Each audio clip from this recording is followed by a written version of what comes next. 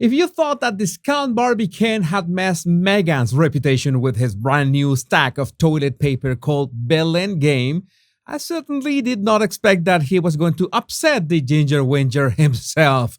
Because it turns out he destroyed any opportunities of Harry getting close to the king again, as you're about to find out. Hello and welcome back, my Royal Rogues. My name is Jesus Enrique Rosas. I'm the Royal Rogue. And remember that my Rogue Highlander and Much Love and Bliss merch is going to be available for just one more week and it's gone. So make sure to check the link in the description of this video to get yours. But let's talk about this headline first. King Charles is a pampered royal who had his shoelaces ironed for him, insists on traveling with luxurious steam bed linen, and likes to have 1 inch of toothpaste squeezed onto his toothbrush.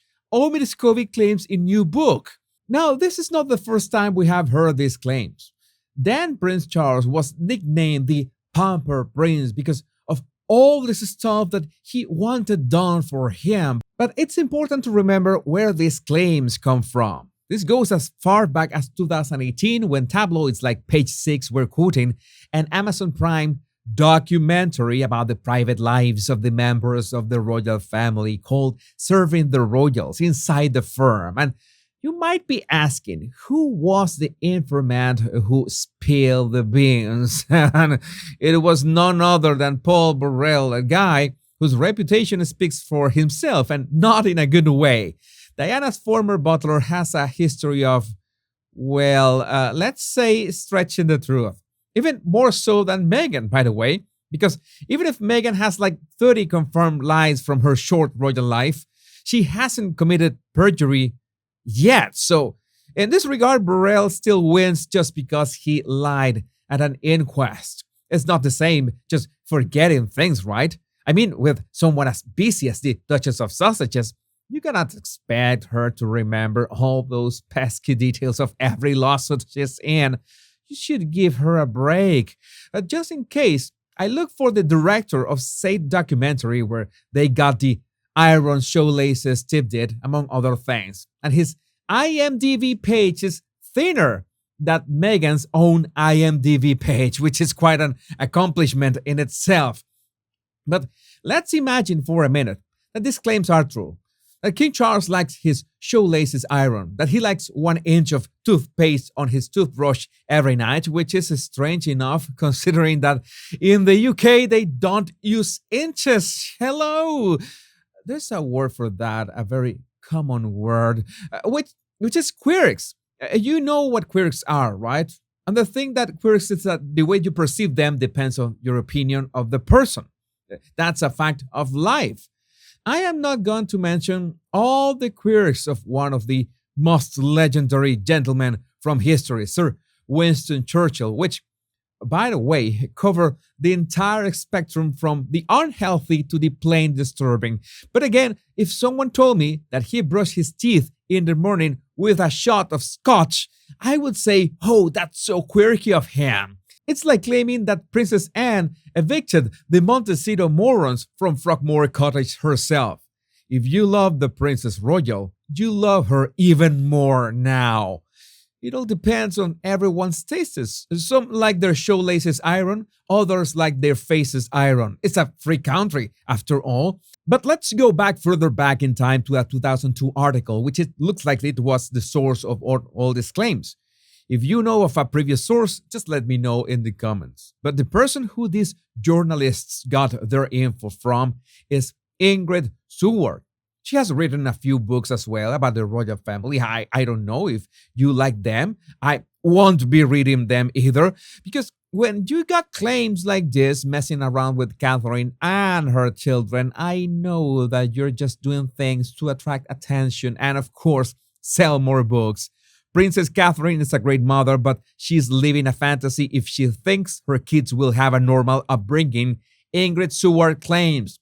But what do King Charles' alleged quirks have to do with Harry's anger?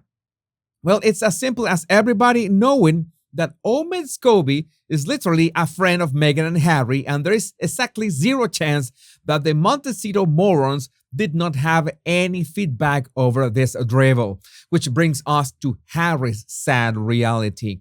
You can imagine how disappointed the king was with such a pitiful attempt at criticizing the current state of the monarchy. I mean, this is the most pathetic compilation of spare B-sides that anyone could have imagined, and comes straight from the mind of Harry and Meghan nonetheless. It's so bad that it also includes stuff like this. Kate and William found Harry and Meghan's South Park episode hilarious, new book says. Now, is this supposed to be something offensive? And by the way, how could Harry or Scobie or anyone outside the palace walls know that William and Catherine found the South Park episode funny? And now it's obvious that anyone with a vague knowledge of the sausage's existence and track record is going to find this funny.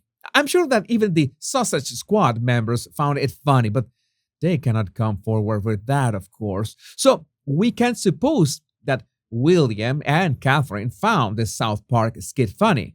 What nobody can do is actually confirm that they found it funny. That's it. Does it make sense?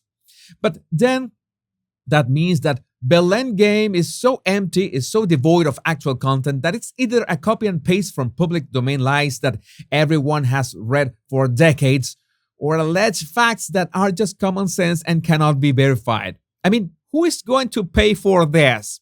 So, what Meghan thought was going to be a big hit and a crack in the public perception of the royal family actually made them stronger. And if there is any victim to this, it's Harry. But I don't want to say the word victim to feel pity for him.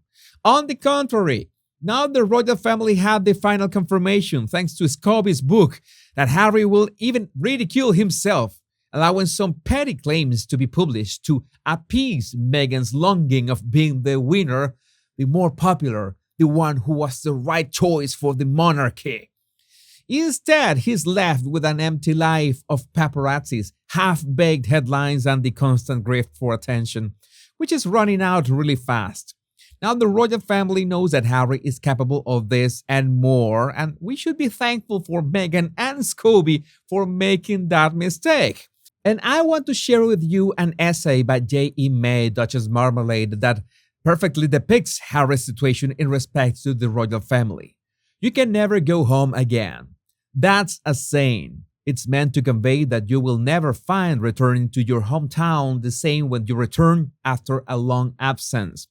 Not only will the place and the people have changed, but you also will have changed. You can't recreate the same experiences with the same people that you remember from decades earlier. Harry cannot go home this Christmas. Even if he and Meghan and kids were to pull up at Sandringham, he would find the dynamics have shifted massively.